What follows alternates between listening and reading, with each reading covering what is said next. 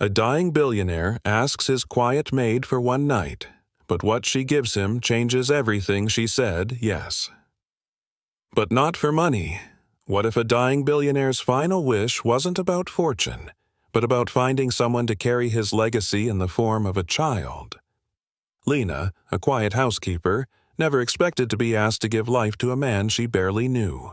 But what began as an impossible request turned into a journey of redemption, sacrifice, and an unexpected love that would change her forever. This is a story about motherhood, memory, and the power of choosing life after loss. Where are you watching from? Let us know in the comments, and don't forget to subscribe for more soul-stirring stories. Nathan Hale had always been a master of presence.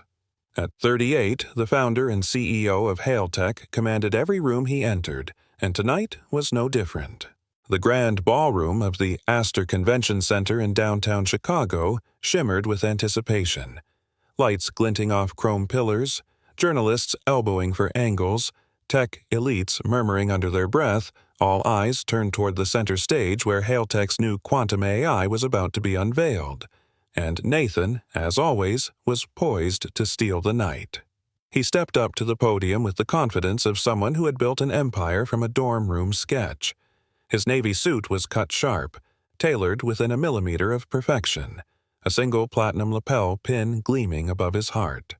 Cameras clicked. A hush fell. Nathan adjusted the mic, glanced down briefly at the tablet in his palm, and began. "Tonight," he said, his voice smooth and firm, "we don't just release a product, we release a future." Applause burst like a wave and then fell into silence again. He smiled faintly, eyes scanning the crowd as he continued. Stats, projections, and promises, all spoken with crisp certainty. He had done this 100 times. But then, something cracked. Mid-sentence, his voice hitched. He paused, blinked rapidly, and brought a hand to his chest as if brushing away a mosquito. A fine tremble passed through his frame. He tried to recover, another word, a smile, but nothing came. His shoulders tensed. The microphone caught the sound of his breath catching, then silence. A flicker of panic crossed his eyes, and then he collapsed. The gasp from the crowd was collective, sharp as breaking glass. People surged from their seats. Shouts echoed across the hall. Assistants rushed the stage. Medics sprinted from the side entrances, pushing past the chaos. The cameras, still rolling, captured it all. Nathan Hale, titan of innovation, unconscious, motionless. A man brought to his knees in front of the world. Within minutes, he was loaded into the back of an ambulance, the blue and red lights cutting through Chicago's night sky. His assistant tried calling family but found no one to reach. Nathan had no wife, no children, no listed emergency contact. He had severed ties with his only sibling, a hedge fund manager in Boston, years ago after a brutal public fallout. For all his connections, he was completely alone. The hospital room he woke up in smelled of antiseptic and stale coffee. A thin sheet covered him, and somewhere nearby a heart monitor beeped steadily, too quiet. The ceiling above him was dull, the kind of off-white reserved for grief and waiting. His lips were dry. His chest ached, not from pain, but from weight. Something immense and suffocating. A doctor entered quietly, clipboard in hand, face composed in that awful, deliberate way medical professionals use when they know they're about to deliver ruin. She said his name. He turned to look at her, not really seeing her. The words came next, precise and cold. Stage 4, stomach cancer, terminal. No surgical option, no cure, maybe 6 months. Nathan didn't speak. He didn't scream. He didn't argue. He simply blinked once as if trying to reset the world, then looked back at the ceiling. The doctor left the room with a whisper of sympathy that didn't touch him. The silence that followed swallowed everything. 6 months. That was it? What had it all been for? His mind reeled, not with memories but with numbers. Stock values, growth charts, algorithm models. His success had always been mathematical, predictable, controllable. He had optimized life, risk, and reward, trimmed every inefficiency from his existence like dead weight. And now, with all of it, he had no one to call, no one to tell. 3 hours later, back in his Manhattan penthouse, Nathan stood in the middle of a glass and stone cathedral to wealth. Floor-to-ceiling windows overlooked the skyline, but he didn't see it. He loosened his tie, let it fall to the marble floor. Everything around him gleamed. Imported Italian furniture, abstract art that cost more than most homes, voice-activated lighting and climate control. It all felt like a museum, pristine, empty. "Welcome back, sir," came a soft voice from across the room. He turned. Lena Morales stood near the stairwell, hands clasped in front of her apron, a bouquet of fresh lilies cradled in her arms. 25 years old, she had been his housekeeper for 3 years. Present, efficient, invisible in that way some people become when no one ever really looks at them. But now, Nathan looked, and something about her struck him. "Are you all right?" she asked gently, frowning as she noticed his pallor. He stared at her, longer than he meant to. Something in her posture, in the way she stood steady despite the discomfort of the question, grounded him. "You've been here 3 years?" he asked suddenly. She blinked, unsure where this was going.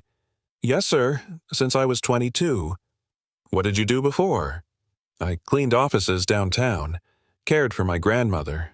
She passed." Nathan nodded slowly, processing more than her words. He gestured toward the study.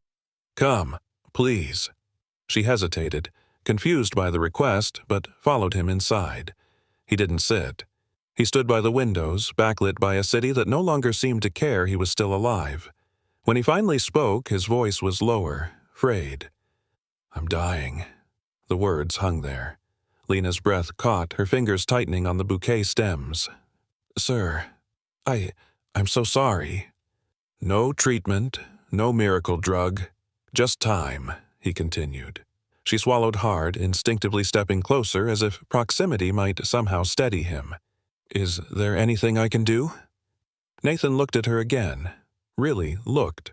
Her eyes were clear but soft, her expression open but cautious. And maybe it was the silence, or the way the city outside kept moving without pause, or the fact that for once he had nothing left to lose. But he said the words he had been turning over in his mind since the hospital. "I don't want to die and leave nothing behind. I want to leave something, someone, a child, and I want you to carry that child."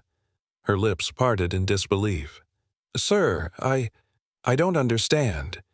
You want me to—" "Yes. I've never—" She stopped, cheeks flushing.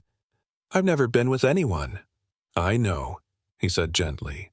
"I wasn't looking for anyone. Not until now. Not until you. Why me? Because you're real. You're kind. You're not part of this machine I built that doesn't care if I live or die." The silence that followed was thick. She took a step back, clutching the flowers tighter, her breath coming shallow. "I always thought, if I ever gave myself, it would be for love." Nathan's gaze softened. "I'm not asking for love. I'm asking for trust. For the chance to leave something good behind. Something alive." She didn't answer. She couldn't. Her mind was racing, her heart caught between disbelief and a strange ache she didn't know how to name. "I don't expect an answer now," he said quietly. "Take your time." She turned and walked out, the bouquet forgotten on a table. Upstairs, in the modest servant's room that had always been her sanctuary, Lena sat on the bed, clutching a pillow to her chest. Her hands shook, her thoughts spiraled. How could she even consider such a thing? And yet, he hadn't looked at her like a man claiming ownership. He'd looked at her like a drowning man reaching for a final lifeline. Not possession, not hunger, just grief, and a desire to be remembered. Downstairs, Nathan sat alone in the study. The lilies she left behind slowly began to open under the dim light. He didn't move, didn't turn on music, didn't call anyone. He whispered into the silence. "Please say yes, Lena. Just one night. One piece of me left in this world." Upstairs, Lena pressed her forehead to her knees and tried to silence the storm within her. But already the question had rooted deep in her chest. What if this wasn't the end of something? What if, somehow, it was a beginning? Lena didn't sleep that night. The city moved around her as it always had. Sirens in the distance, wind pressing against the window pane, but inside her small room above the east wing, everything was still. Her hands trembled as she folded the same sweater 3 times, not because it needed folding, but because her mind needed something to hold on to. Nathan's words echoed endlessly. "I want you to carry my child." It wasn't the way he'd said it that haunted her. It was the way he hadn't. There was no command, no transaction in his voice, only grief. A man who had lived in the light of fame, now dimmed by mortality. And somehow, in that dimness, he had seen her, not as a uniform, not as a shadow, but as a human being. She stared at the ceiling, at the slow dance of a moonlight across the plaster. Would agreeing to this make her weak? Would it erase the promises she made to herself after her grandmother passed? To never be used, never be quiet again? Or was it something else entirely, something that couldn't be named by pride or shame? By morning, she still didn't have an answer. She descended the stairs slowly, her steps hesitant, careful. The staff had been given the day off, a detail she suspected Nathan had orchestrated. The mansion was silent, the air too thick for comfort. She passed the study door without pausing, though her eyes lingered. His voice was not heard, no movement inside. Outside, the garden was bathed in pale morning light. It wasn't a grand space, just a curved path lined with hydrangeas and a stone bench nestled beneath a crooked maple tree. But to Lina, it had always been sacred, a place where she could breathe. She walked there now, the cold, damp grass seeping through her soles, her fingers brushing the petals like they might whisper answers. She sat on the bench and let herself feel everything: confusion, sadness, compassion, and under it all the strange swell of empathy that had begun to grow like a fragile stem in the soil of her heart. She didn't owe him anything, but she couldn't forget his eyes. From the second-floor window, Nathan stood behind the sheer curtain, watching her. He didn't move, didn't call out. For a man who had spent his life in control, controlling outcomes, controlling markets, controlling futures, this was agony. Waiting, hoping, silently praying. He turned away before she came back inside. When she did, her cheeks were flushed from the wind. She cleaned the kitchen, dusted the piano, checked inventory on the linen carts, all motions her body remembered, even as her mind wandered. Was this mercy? Was it sacrifice? Was it possible for something to be both? Evening descended like a sigh. She stood again outside the study, heart thundering. This time she knocked. The door creaked open. Nathan looked up from the chair by the fireplace, surprise softening his expression. He didn't rise, didn't speak. He waited. "I'll do it," she said. His breath caught, not a sound, just a pause in time. "I'm not doing this for money," she continued. "Not out of pity. I don't even fully know why. Except that when I looked into your eyes that night, I saw a man already half in the grave, begging for something to root him in the world. And I think I understand that now." Nathan stood slowly, his face unreadable, his hands trembling at his sides. "Are you sure?" "No," she admitted, her voice barely above a whisper. "But I'm not afraid of you. Not anymore." He nodded, the smallest gesture, as if acknowledging not just her answer, but the gravity behind it. They stood in silence. No more words, no performance. Just 2 people in the quiet space between despair and possibility. He reached up, brushed a strand of hair from her cheek. She didn't flinch, didn't look away. When he leaned in, their foreheads met, softly. The touch was more human than romantic. more reverent than desperate, a kind of surrender that neither had expected to find in the other. Later that night, in the soft glow of Nathan's bedroom, Lena stood before the mirror in a cotton robe, her arms folded tightly across her chest. Her reflection was unfamiliar, an echo of a choice she hadn't fully processed. Behind her, Nathan sat at the edge of the bed, quiet, not watching her with hunger, watching her with awe. She untied the robe slowly, letting it fall to the floor. He didn't reach for her. He waited. When she climbed onto the bed beside him, their hands found each other first. Fingers threading, seeking anchorage. His touch was careful, tentative. When he kissed her, it was gentle. Not possession, not escape. Just two people trying to remember what it felt like to be human. There were awkward moments, hesitations, times when Lena's breath caught and she shook her head, and every time Nathan stopped, waited. His eyes searched hers like he was reading her heartbeat. "I've got you," he whispered once, his lips near her temple. "I'm not here to take anything from you, just to leave something behind." She cried quietly then, not because she was afraid, but because she realized how long it had been since someone said anything with such care. She gave herself not as an offering, but as a choice, a gift, a kind of hope neither of them dared believe in. Afterward, they lay in silence beneath the sheets. Lena rested her head on Nathan's chest, her ear attuned to the uneven rhythm of a heart that had once stood behind empires and now pulsed only for the moment. His hand lay protectively over hers. "Thank you, Lena," he murmured. She didn't answer. Her silence was enough. In the days that followed, a rhythm emerged, oddly domestic, fragile in its unfamiliarity. Lena brought him tea in the mornings. He began asking her about childhood stories, about her favorite music, favorite color, the kind of questions no one had asked her in years, maybe ever. They even laughed one morning, genuine laughter, when he tried to make eggs and set off the smoke alarm. The smoke filled the penthouse and she had to wave a dish towel in front of the detector while he muttered apologies and fanned the flames with a Forbes magazine. It wasn't love, not yet, maybe never, but it was tenderness, a beginning. Then, on a cold Tuesday night, Nathan collapsed again.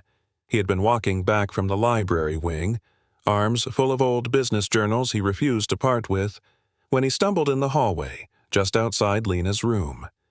She heard the thud before she saw him, crumpled on the floor like a marionette with its strings cut.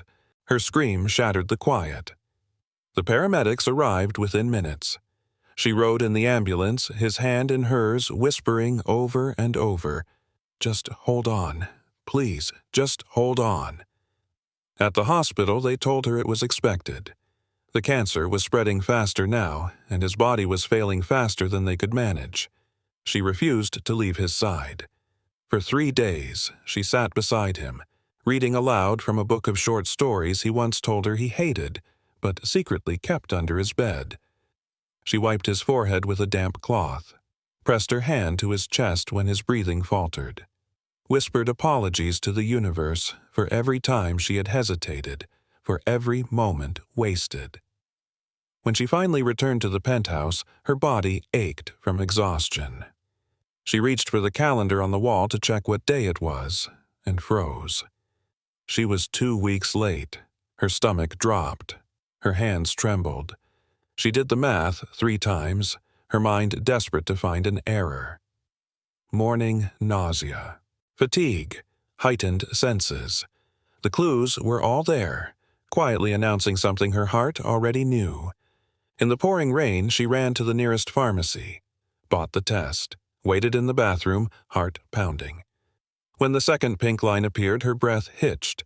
A sob clawed its way up her throat. "A child," she whispered. His child. She sank to the floor, palm pressed against her stomach, her tears falling freely. He was still alive, but only barely. And inside her, life had already taken root. In that instant, she understood. She hadn't just given Nathan something. She had received something in return. a legacy, a purpose, a new beginning born out of the most impossible request. She looked down at her trembling hands and whispered into the silence, "You're here. You're real. You're his." And for the first time in years, she smiled, not for what was lost, but for what had begun. The hospital room had no windows, only sterile white walls and the low mechanical chorus of machines that kept Nathan alive. For 3 days, Lena barely left his side. She slept in the armchair by his bed, woke with the rhythm of the beeping monitors, and flinched every time his breathing hitched or slowed. Nurses came and went, murmuring medical terms that blurred into fog. The oncologist spoke gently but firmly. This was the beginning of the end. Nathan didn't speak much, but when he did, it was only to her. Even in the haze of medication and pain, his eyes followed Lena. She was the constant in a room full of shifting shadows. His fingers, once used to gesturing in boardrooms and commanding global attention, now only had the strength to wrap around hers. Late one night, as rain tapped against the building's facade, he stirred and whispered her name. She leaned close, brushing hair from his damp forehead. "I'm here." His lips moved slowly, dragging each word like a weight. "Did you decide to keep it?" She nodded, tears welling before she could speak. "Yes, I'm pregnant, Nathan." His exhale was almost a laugh, part joy, part disbelief, part pain. His eyes closed, and for a moment he looked younger, less broken. "I want you safe," he murmured, "and the baby. Promise me you'll find someone to help you, someone who sees you." "You're not gone yet," she whispered fiercely, squeezing his hand. But he didn't answer. His strength had drifted away with those few words, leaving behind only the soft sound of air being pushed through machines. The next morning, he was weaker. He blinked at her with the dazed, flickering awareness of someone slowly detaching from the world. His hand tugged weakly at her sleeve. "Drawer," he mouthed. She opened the bedside drawer. Inside was a sealed envelope and a small velvet box. "Give them to Daniel," he said. Lena's heart skipped. "Daniel?" He gave a small nod. Friend, once. Trusted. She'd heard the name before, mentioned in passing during one of Nathan's rare stories about the early days of Hailtech. Daniel Cross had been more than a business partner.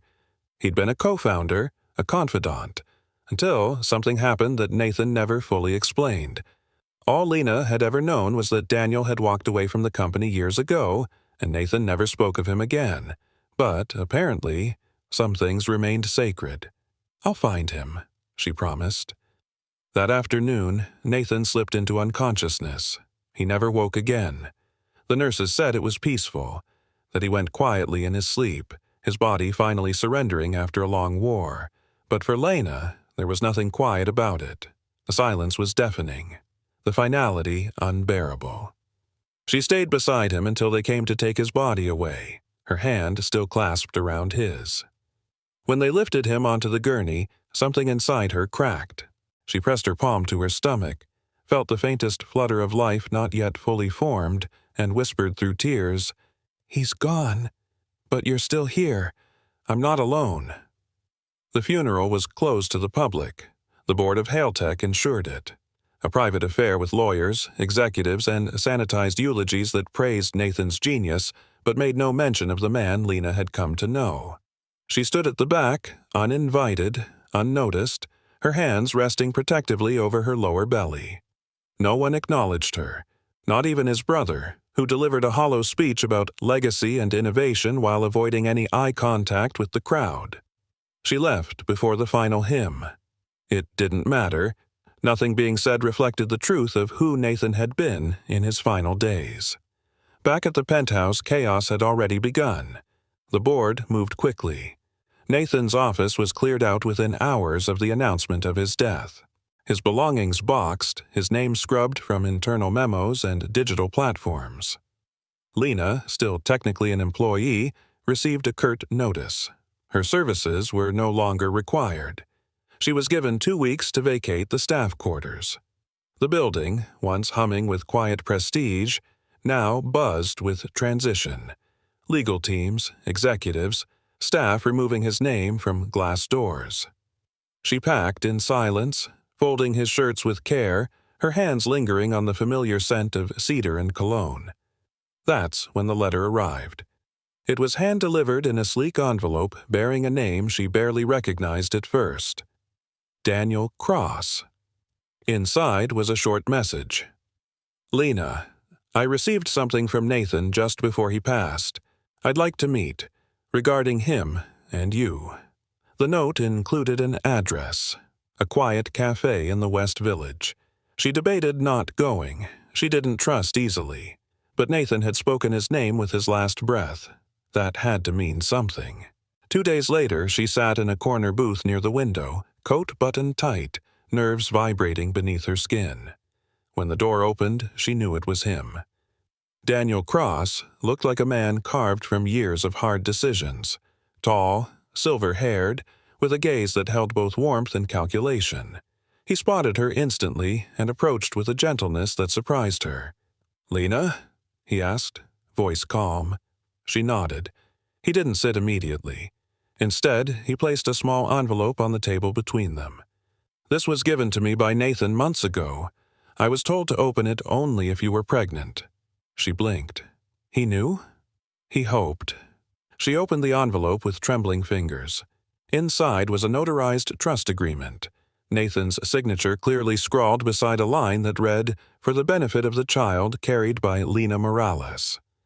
The documents outlined guardianship, a modest but secure inheritance, and provisions for education, housing, and health.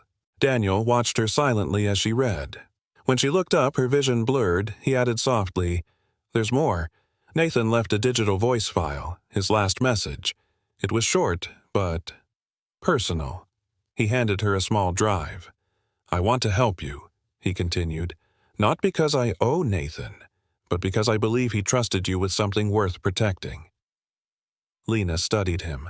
The part of her conditioned by years of survival screamed caution. But another part, the part touched by Nathan's faith in this man, recognized something steady in Daniel's eyes. She nodded. "Okay." Over the next few weeks, Daniel proved his words. He assembled a legal team, filed the paperwork confirming Nathan's child as rightful heir, set up protections in Lena's name. He never pushed, never demanded. He was simply there.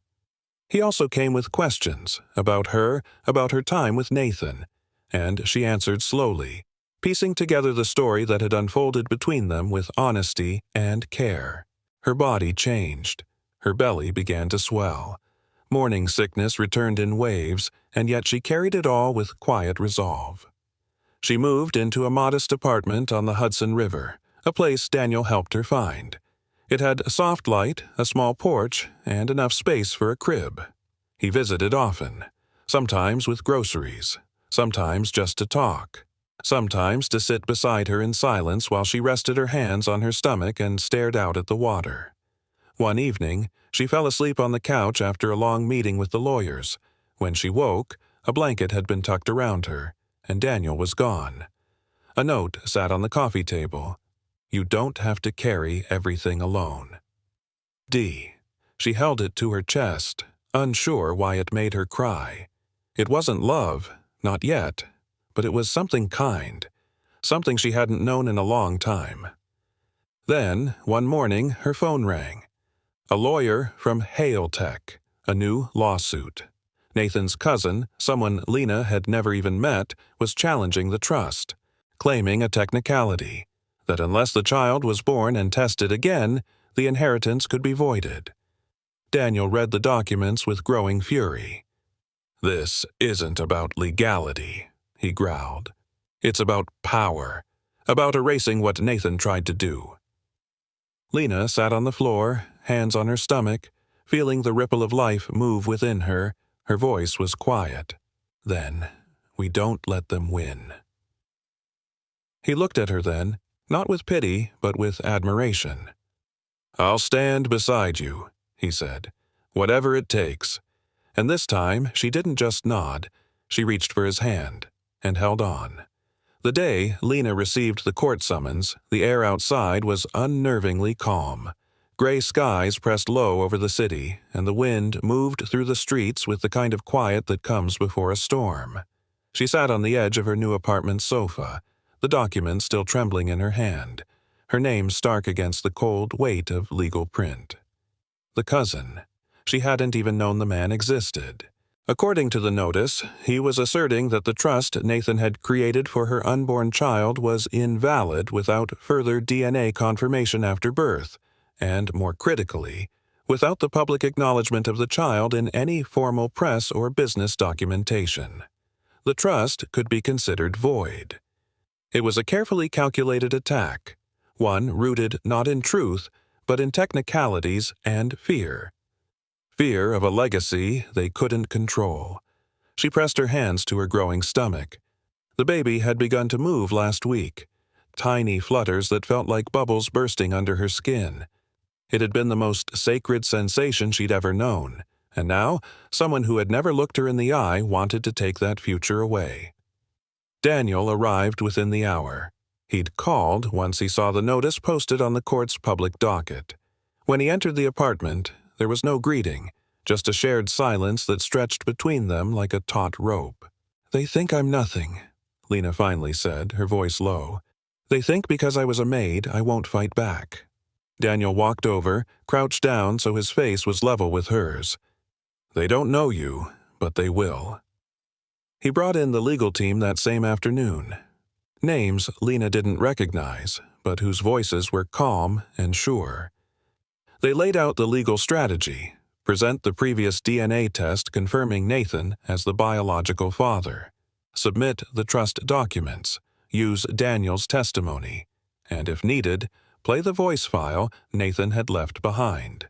They weren't just fighting a lawsuit, they were fighting a narrative. That night, after the lawyers had gone and the city had quieted into the hum of distant traffic, Lena found herself sitting at the small desk in her bedroom. She opened the voice file. Nathan's voice filled the room, rasping and low, but unmistakably him. "If you're hearing this, it means I'm gone. And Lena, if you are listening, it means you said yes. I hope the world never gets to you the way it got to me. But if it does, I want you to remember something. The board, the family, the press, they don't matter. What matters is the life growing inside you. That's my child. And you're the bravest person I've ever known." Lena didn't cry. She just sat very still, letting his words settle into her bones like truth. The court date arrived faster than she expected. That morning she stood before the courthouse with one hand resting gently on her belly and the other gripping a folder of documents. She wore a navy dress, simple but elegant, her hair pulled back into a neat bun. No makeup, no armor, but the truth. Daniel was beside her, dressed in charcoal gray. His presence, as always, was steady, a silent anchor as they passed through the doors and into the hearing room. The space was smaller than Lena had imagined. Less intimidating than the boardrooms Nathan used to rule, but somehow heavier with tension. On one side of the room sat two polished lawyers representing Nathan's cousin, their eyes sharp and unreadable. Behind them sat three members of Nathan's extended family, the ones who had been strangers in life but suddenly had opinions in death. No one met her eyes. The judge was an older woman with silver hair and glasses that glinted under the fluorescence. She looked over the files before her with the focus of someone who had no patience for theatrics. The proceedings began. The cousin's legal team was quick, methodical. They argued that without postnatal DNA confirmation and a formal announcement from Nathan, the trust lacked validity. They painted Lena as an opportunist, someone who had infiltrated Nathan's life at a vulnerable moment. "She was never acknowledged publicly," one of the lawyers said. "There was no engagement, no legal partnership, no photographic evidence of a relationship. And with all due respect, Mr. Hale was not in sound mind during the final months of his life." Lena sat perfectly still, her hands folded in her lap, her breathing even. But inside, The anger burned. Not for herself, but for the child who was already being written out before taking their first breath. When it was her legal team's turn, they moved slowly, with precision. They presented the original DNA results, dated and notarized. The handwritten trust document. The signed recordings of Nathan's voice, speaking Lena's name, referring to our child. Then Daniel took the stand. He didn't read from notes. He didn't rehearse. He simply spoke. "I've known Nathan since we were 20. I helped him build Hailtech from a 2-man apartment to the empire you all see today. We parted ways, yes, but we spoke again in the final months. He asked me to look after her, after Lena, if anything happened to him. He didn't do that out of guilt. He did it because she mattered to him, because the child mattered." He paused, then looked directly at the judge.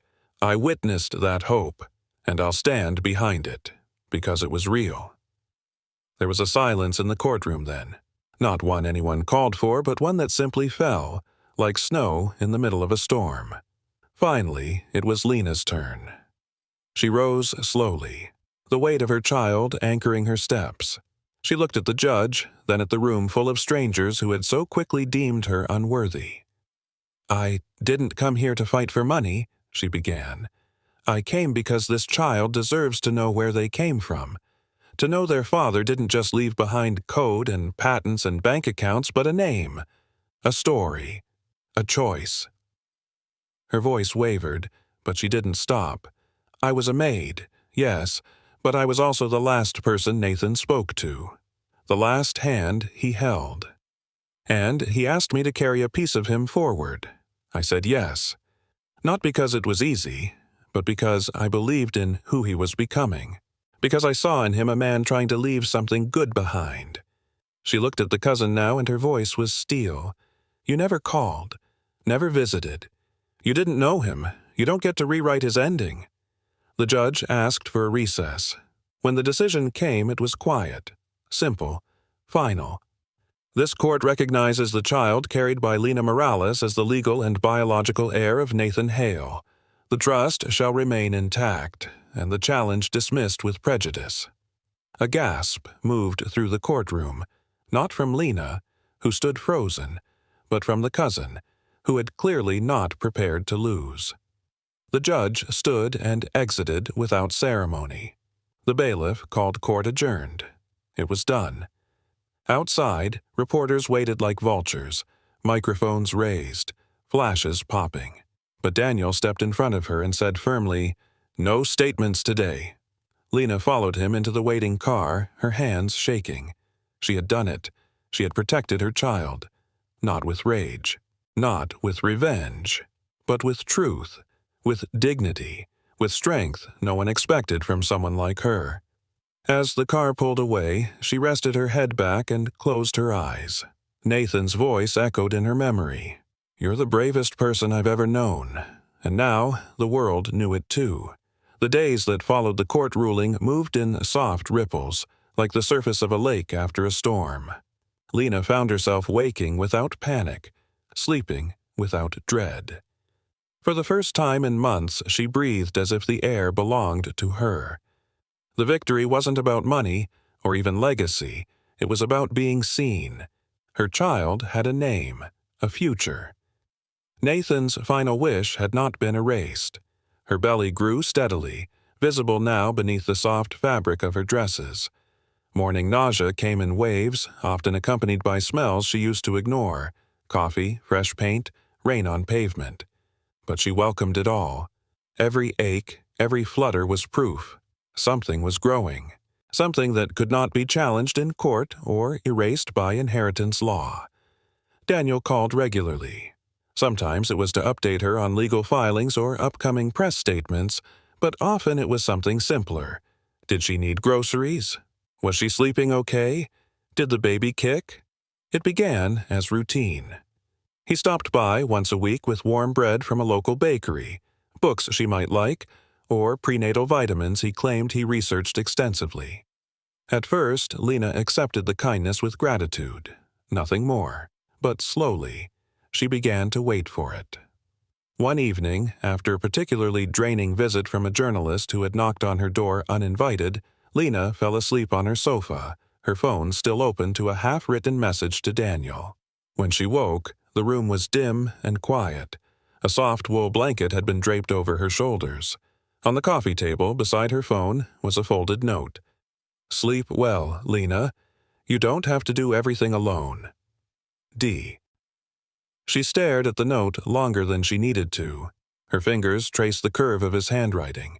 Then she placed it gently in her nightstand drawer. It wasn't love, not yet, but it was something like peace. And peace was a kind of love, wasn't it? As spring softened the edges of winter, Daniel's visits became more frequent. Not out of obligation, he never made her feel like a case to manage or a responsibility to shoulder, but out of habit, like someone drawn to the quiet gravity of her presence. He began arriving without pretext. Once he brought a box of the baby clothes he'd found at a local boutique. Another time, he fixed the leaky faucet in her kitchen without being asked.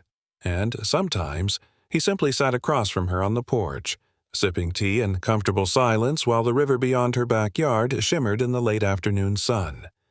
He never touched her without permission, never crossed a line. But the distance between them had changed. It was no longer defined by past griefs or the fragility of her circumstances. It was filled with glances, with laughter, with unspoken understandings. Lena noticed things. The way his voice softened when he spoke to her, how he never checked his phone when she was talking, how he always asked, never assumed. One evening in early June he arrived with a bouquet of sunflowers, the stems wrapped in twine, awkward and imperfect. He handed them to her without a word.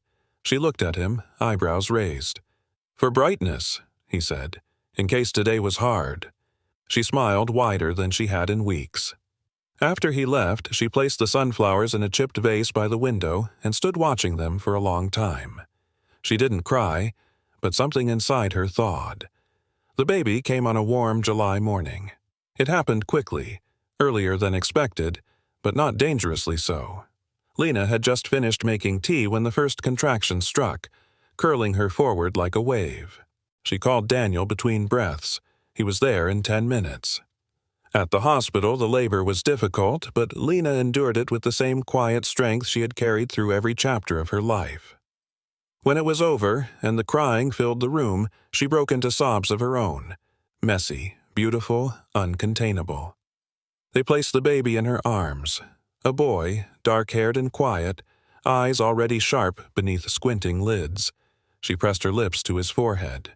"You're here," she whispered. "You're safe. You are loved." Daniel waited outside, pacing the corridor, hands in his pockets, heart thundering. When the nurse finally waved him in, he entered slowly, unsure of what he'd find.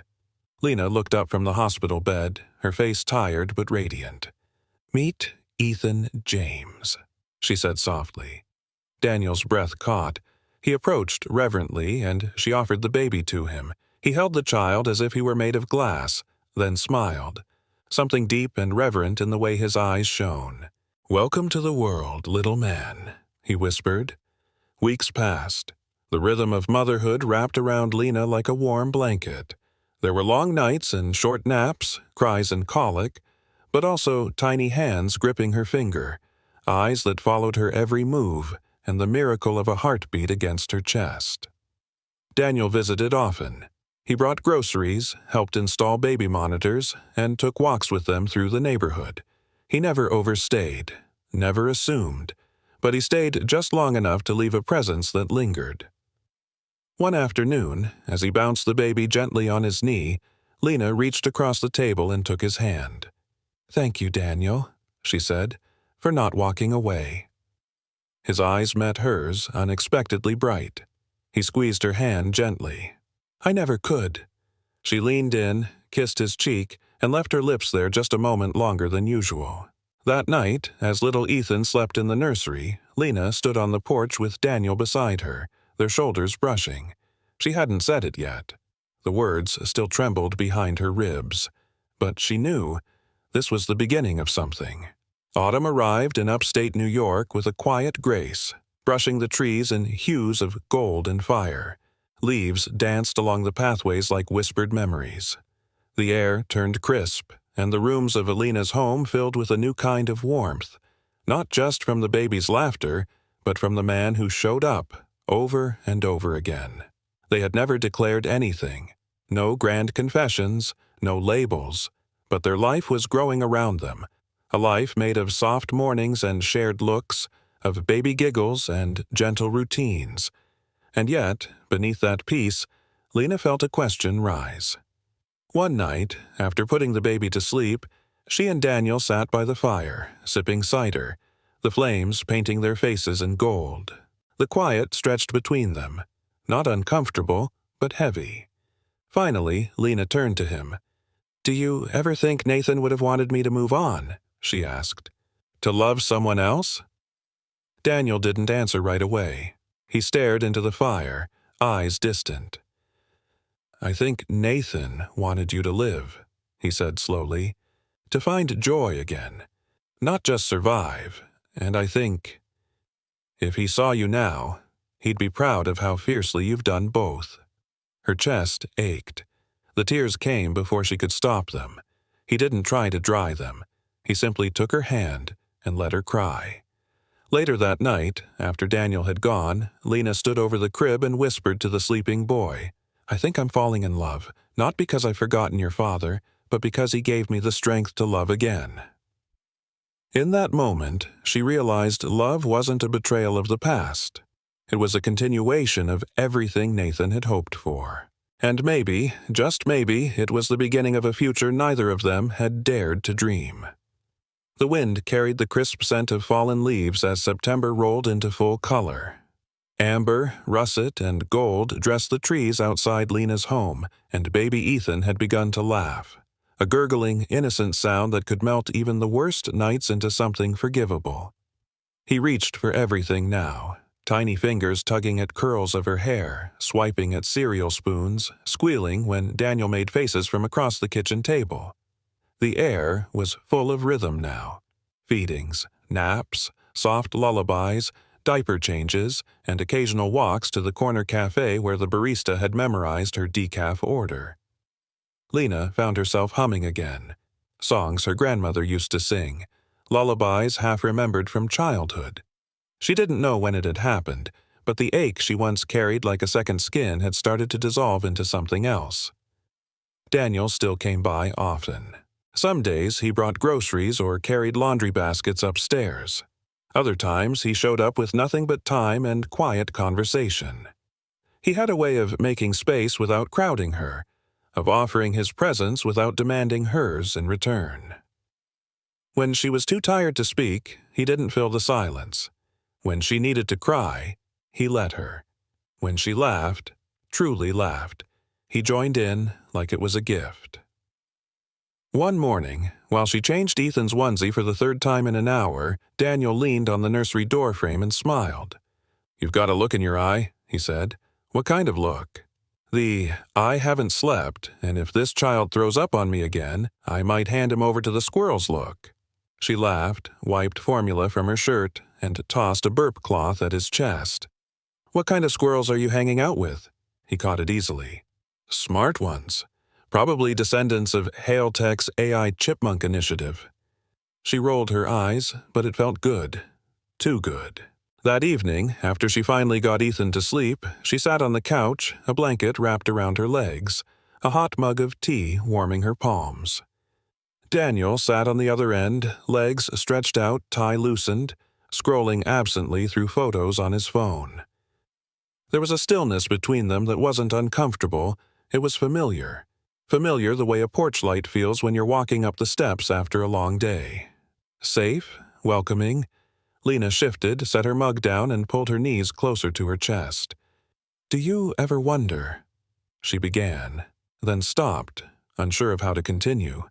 Daniel looked up. "Wonder what?" If what we're building here is still part of Nathan's story, or if it's something entirely our own." He didn't rush his answer. That was one of the things she admired about him, his willingness to sit with the question before handing it back with care. I think Nathan started the story, he said softly. But I think he always meant for you to finish it your own way. Lena blinked, tears threatening the corners of her eyes. She didn't cry, not this time. Instead, she reached across the space between them and placed her hand on his. Not to say anything, just to say everything. A few nights later, they were putting away groceries when she found a small box tucked in the bottom of one of the bags, wrapped simply with a piece of white ribbon, her name written in Daniel's handwriting on the tag. She looked at him, brow furrowed. "Open it," he said, rubbing the back of his neck awkwardly. Inside was a delicate gold chain, hanging from it a single sapphire pendant, the same one Ethan's aunt had once given her, now reset in a new frame, elegant and simple. "I remembered your birthday was in September," he said. I wanted you to have something that wasn't just about survival, something beautiful." Her throat tightened. "I already have something beautiful," she whispered, her hand resting instinctively on her heart. "Then this is just extra," he replied with a gentle smile. She reached up, fingers trembling, and fastened it around her neck. Later that night, after Ethan had drifted to sleep with his fingers curled around one of her own, Lena stood by the window, watching the street lamps flicker. She could hear Daniel downstairs, putting away dishes, humming under his breath. This wasn't the life she had imagined. It wasn't the life she'd been promised. But somehow, it was becoming the life she had chosen. Then, as though fate had been waiting for the moment she stopped looking over her shoulder, a letter arrived. It was hand-delivered, not by post, but by a woman in a slate-gray suit with sharp eyes and a clipped tone. "Miss Morales?" she asked. "I'm from the Carter Foundation's Legacy Division." Lena nodded slowly. "Yes? I have a document that recently surfaced in our archives. It pertains to Mr. Nathan Hale's private will." A cold chill wrapped around her spine. "What kind of document?" The woman didn't answer, just handed her a sealed envelope and walked away. Lena sat down, staring at the seal, the weight of it pressing against her fingers. She opened it slowly. Inside was a handwritten note from Nathan. The same slanted script she'd seen in the trust documents, but older, more hesitant. It read, "If I'm gone, and Lena cannot for any reason provide for our child, I want Daniel Cross to assume guardianship. He's the only person I trust to raise our child with love and integrity. He knows me. He knew what I was trying to do. If Lena chooses him, I want her to know I already did." Her hands shook, not from fear, but from clarity. She hadn't known Nathan had left this, hadn't known he saw what she now saw. Daniel's steadiness, his loyalty, his love, not just for her, but for Ethan. That night, she didn't speak right away. She waited until Ethan was asleep, until the house was quiet and the light in the kitchen dimmed to amber. Then she handed Daniel the letter. He read it once, then again. His eyes didn't leave the paper for a long time. "I didn't know," he said, voice rough. "I believe you." He looked up at her, 1,000 questions written across his face. "I think," she whispered, "he saw you the way I do, not as a replacement, but as someone who stayed." Daniel stepped closer, hesitation thick in his breath. "You've never needed me to save you," he said. "No," she agreed. "But I've needed you beside me, and you were." They didn't kiss, not yet, but they stood there, the letter between them, their hands brushing in quiet understanding. Something deeper than romance passed through that silence, a trust forged through fire, grief, and choice. The next morning, Lena visited the hill where Nathan was buried. The air was still, the sky overcast. She knelt beside the stone and pressed the letter against it gently. "I think you knew," she whispered, "that if you couldn't be here, he would be. I miss you, but we're going to be okay." When she returned home, Daniel was feeding Ethan, the baby giggling at the sound of exaggerated spoon noises. The sight made her stop in the doorway, her heart catching. She walked up behind him, wrapped her arms around his waist, and kissed his shoulder. "I love you," she said softly. He turned, eyes wide with something like wonder. Are you sure? I've known it for a while, she admitted, but I needed to feel it in my bones, not just my heart, and now I do. He pulled her close, resting his forehead against hers. I've loved you since the day you walked into that courtroom and refused to let anyone erase your son. They stood there, the three of them in the golden morning light, a family not born from tradition, but from intention. And when Daniel reached into his coat and pulled out a small velvet box, the original box, the sapphire pendant inside, he didn't speak. Lena took it from him, fastened it herself, and smiled through tears. Then let's build this life together, all three of us. And that was how the second chapter began, not with an explosion or a declaration, but with a whisper, a promise, and a future forged from the courage to love again. The first snow of winter arrived quietly, brushing the rooftops with a hush of white as if the world was holding its breath. Lena stood by the window, a cup of warm milk in hand, watching flakes drift like whispers beyond the glass. Inside, the house smelled like cinnamon and fresh laundry. Baby Ethan, now 5 months old, was curled up against her chest in a soft blue onesie, his breathing steady, fingers occasionally twitching in his sleep. This home, once filled with silence and uncertainty, now pulsed with rhythm, soft lullabies at dawn, laughter echoing from the nursery, the scrape of spoons in cereal bowls. Daniel's voice humming off-key as he tried to remember lullabies of his own. They were, in every sense, becoming a family. And yet, Lena had learned long ago that peace never came without consequence. The past didn't vanish. It lingered, waiting. It came one afternoon in the form of a call.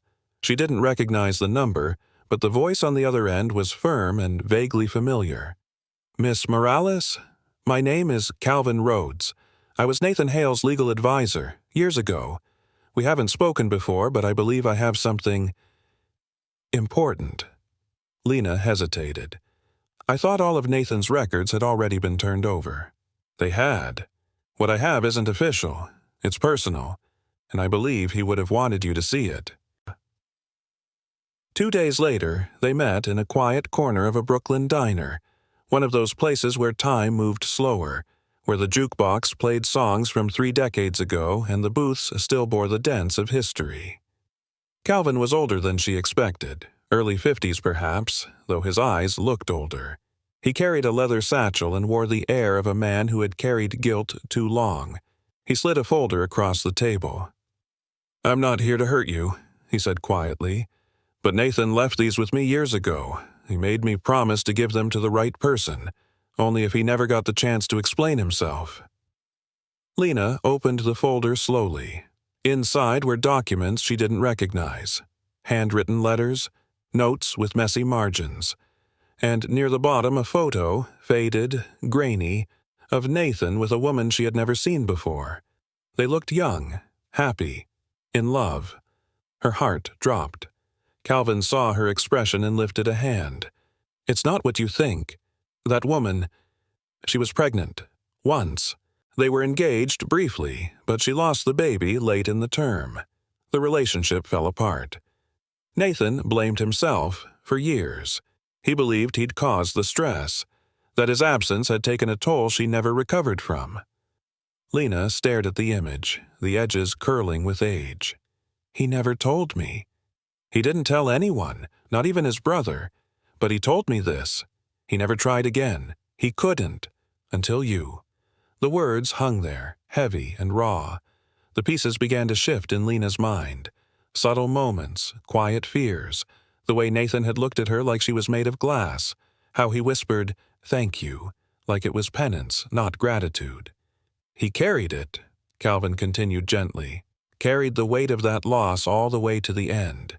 And I think choosing you wasn't just about legacy. It was about redemption. Lena closed the folder slowly. Her hands trembled. That night, back home, she waited until Ethan had fallen asleep before telling Daniel. They sat by the fireplace, the flames dancing low, casting shadows across the floor. She read him fragments of the letters, shared the photo, the details. He didn't interrupt. Didn't ask why she hadn't told him sooner. When she finally finished, her voice barely a whisper, He reached for her hand. "Truth doesn't erase love," he said. "It deepens it. You didn't just carry Nathan's child. You carried his hope. That matters." Tears welled in her eyes, but she didn't cry. Instead, she leaned into him, resting her head against his shoulder, the scent of cedarwood and smoke wrapping around her like a memory. Over the next few days, Lena read the letters in fragments. Some were addressed to the lost child, others to himself. One was a kind of apology to a future he didn't believe he deserved. Each word chipped away at the image of the untouchable billionaire the world had known and replaced it with something softer, more human. Nathan hadn't been perfect, but he had tried. Still, not all ghosts stay buried. One morning, while preparing breakfast, Lena opened the door to find an unexpected guest standing on her porch. A tall, elegant woman with frost-white hair and steel-gray eyes. She introduced herself as Evelyn Hale, Nathan's aunt. "We've met," Lena said cautiously, recalling the woman from the courtroom, the tight-lipped matriarch who had refused to make eye contact. Evelyn nodded once. "Yes, I came to offer an apology. Not for the legal battle. I believed what I was told, but I've been watching from afar. I see now how wrong I was." Lena stepped aside, letting her in. They sat in the kitchen. Evelyn sipped tea without sugar, her posture precise, her gaze unwavering. "You've handled this with more grace than any of us deserved," she said quietly, "and I think Nathan knew that. He bought something before his surgery, asked me to keep it, just in case." From her purse, she pulled a small velvet box and slid it across the table. Lena opened it carefully. Inside was a delicate gold necklace, a tiny sapphire at its center, matching her birthstone. Inside the lid, a message was engraved: "A future worth choosing." Lena blinked hard, the words catching in her throat. After Evelyn left, she sat at the kitchen table for a long time, the box in her hand, the necklace coiled like a promise across her palm. She didn't cry out of grief, but from the overwhelming weight of being seen. Finally, by someone who had once looked right through her. That evening, she told Daniel. He listened as he always did, without judgment, without interruption. When she finished, he stood and took the necklace from her hand, fastening it gently around her neck. "You don't need this to prove anything," he said. "But it's beautiful, and so are you." She laughed softly, brushing tears from her cheeks. That Christmas, the house transformed. Garlands of pine curled around the staircase. Cinnamon-scented candles flickered in every room. The tree stood proud in the corner, trimmed in silver and soft blue ornaments. Daniel strung lights along the windows, and Lena baked lemon cookies from a recipe she only half remembered. They spent Christmas Eve by the fire, just the three of them. No speeches, no grandeur, only warmth. After dinner, Daniel turned to her. "What do you see?" he asked quietly, "when you look at us?" Lena looked at Ethan, curled against Daniel's chest, then at the glow of the tree lights reflected in the window. "I see the future Nathan wanted for his son," she whispered, "and the life I never thought I'd find again." On New Year's morning, snow lay thick on the windowsills. Silence draped the world. Lena woke to the sound of humming. She stepped into the nursery to find Daniel rocking Ethan, singing softly, a lullaby she didn't know. He looked up when she entered, eyes bright. "I love him like he's mine," he said, "and I love you like I always will." She crossed the room, kissed his cheek, and whispered, "Then let's stop waiting. Let's write the rest of this story together." And just like that, the page turned again. Not to erase what came before, but to carry it forward. A legacy. Not of empire or name, but of love earned and chosen. And that, she realized, was more powerful than anything Nathan had ever built. Spring arrived like a whispered promise, soft and slow, stretching across the hills and valleys that framed Lena's quiet town. The air was warmer now, filled with birdsong and the scent of blooming daffodils. Inside the little house near the Hudson, life had found a rhythm that felt both gentle and true. Ethan, now crawling and babbling, had become the center of every sunrise. His laughter lit up the rooms like sun through stained glass, and Lena often found herself stopping mid-task just to watch him explore the world, grasping at table legs, tugging on curtains, giggling when Daniel made paper airplanes fly across the kitchen. Daniel had become more than routine, more than comfort. He was part of the fabric now, the thread in every shared morning, every evening walk, every moment when Lena's hand reached out and found his already there. He moved through the house with quiet confidence, never imposing, but never absent either. He had started spending more nights at the house, not because he had to, but because being there had slowly become his peace.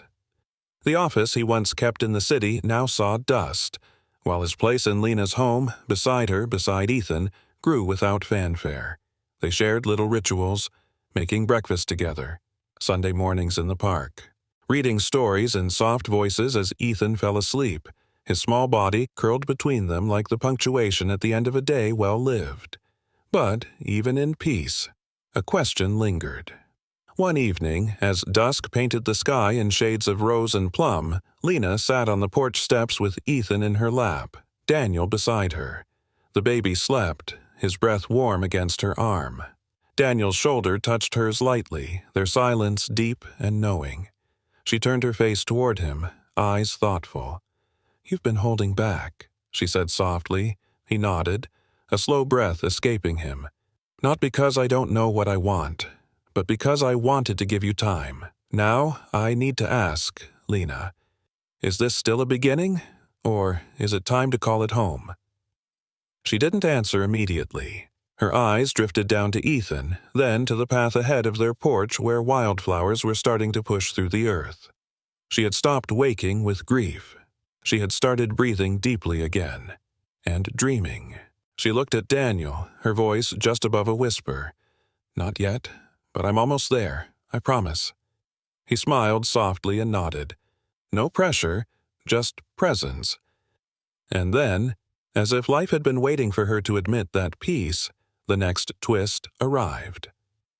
The following morning, a sleek black car pulled up outside the house. A woman stepped out, dressed in a tailored gray suit, her expression unreadable. She introduced herself as a representative of the Carter Foundation's Legacy Division and asked for a moment of Lena's time. They sat at the dining table. The woman pulled a document from her briefcase and slid it across the wood. "It's an addendum," she explained, "recently surfaced due to archival delays. Part of Mr. Hale's final instructions. It's not about finances. It's about guardianship."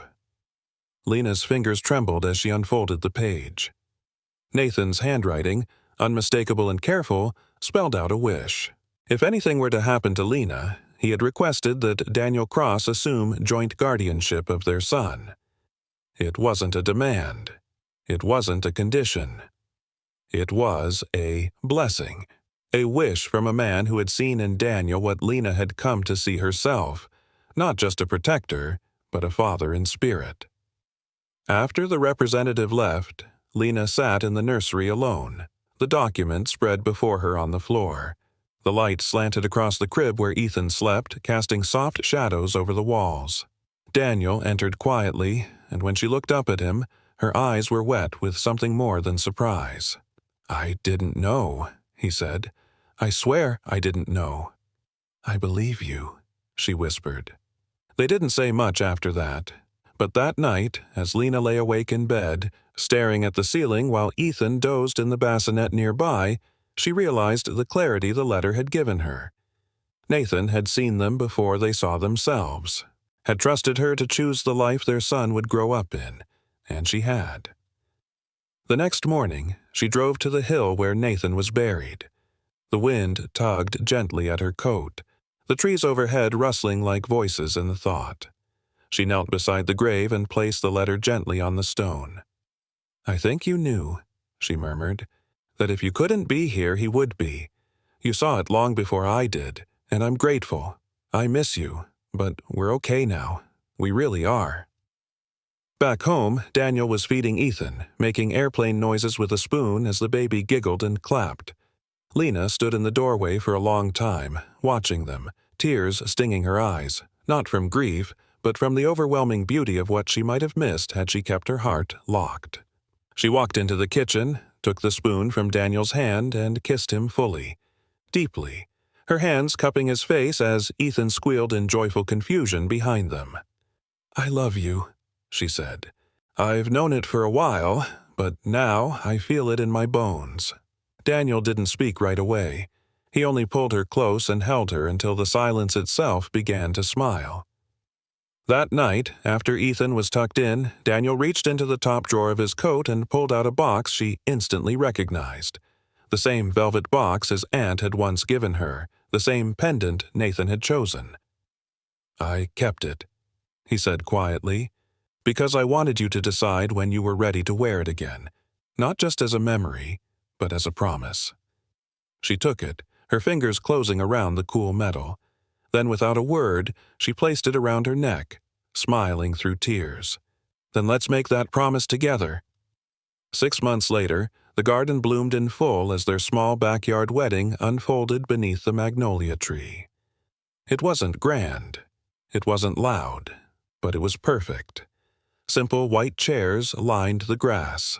A homemade arch wrapped in ribbons and ivy. Ethan toddled between tables, clutching a small bouquet that he repeatedly dropped and picked up again. Lena wore a cream dress, her hair pinned with baby's breath. The pendant glinted softly at her throat. As she walked down the aisle, every guest stood not in awe, but in reverence. They had all watched her walk through fire and emerge not hardened, but more open than ever. Daniel stood waiting, not as a savior, but as a partner.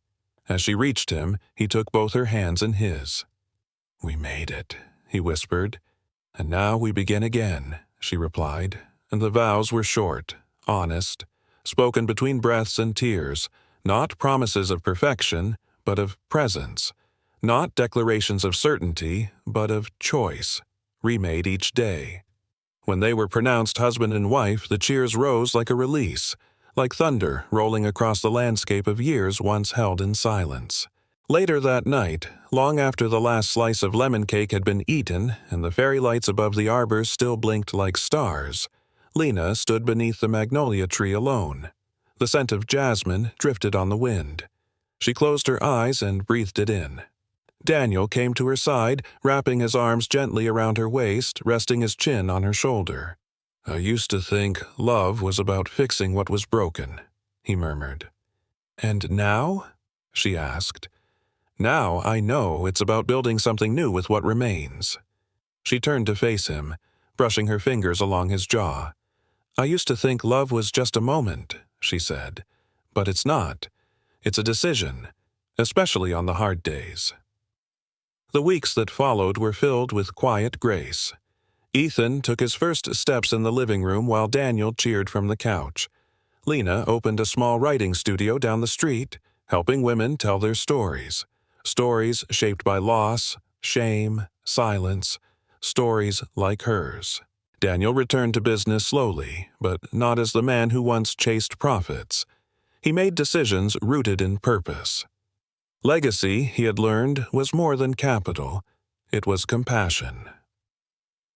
One afternoon, sitting on a bench by the river, Ethan babbling beside them, Lena turned to Daniel and asked the question that had been waiting in her chest.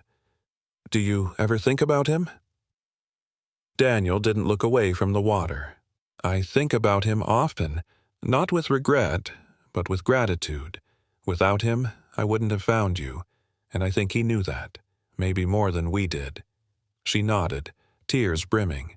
"He left us pieces of himself, not just Ethan, but the strength to begin again." "You didn't just survive him, Lena," Daniel said, taking her hand. "You honored him. You carried him forward, but you never let him hold you back." As the sun dipped low, Lena pulled Ethan into her lap, pressing a kiss to his cheek. The past was no longer a chain. It was a foundation. And the future? It wasn't a question mark anymore. It was open, wide, glowing, and for the first time in her life, she felt entirely free. Not because life had spared her pain, but because she had learned how to turn pain into something beautiful, into love, into legacy, into forever. Sometimes love begins not with passion, but with pain, and healing comes not in grand gestures, but in small, quiet choices made each day. Lena's journey shows us that grief doesn't have to end a story. It can open the door to a new one, if we have the courage to walk through it. Nathan, once a man defined by power and legacy, found his redemption not through fortune, but by trusting someone with his final hope. And Lena, a woman overlooked by the world, discovered her strength by refusing to be erased and choosing to believe in life again. The story reminds us that family isn't always formed by blood. It's formed by love, sacrifice, and unwavering presence. It teaches us that even after unimaginable loss, we can still rebuild. We can choose to carry forward not only memories of the ones we've lost, but also the strength they left behind. Real love isn't always loud. It's found in the people who stay, who listen, who show up. And sometimes the most powerful legacies are not the ones carved in marble, but the ones whispered through bedtime stories, tucked into small hands and held close during sleepless nights. So let this story be a quiet reminder. You are not defined by what breaks you, but by how you rebuild, and who chooses to rebuild with you. Where are you watching from? We'd love to know your city or country. Drop it in the comments. And if this story touched your heart, don't forget to subscribe for more heartfelt stories of love, loss, and healing.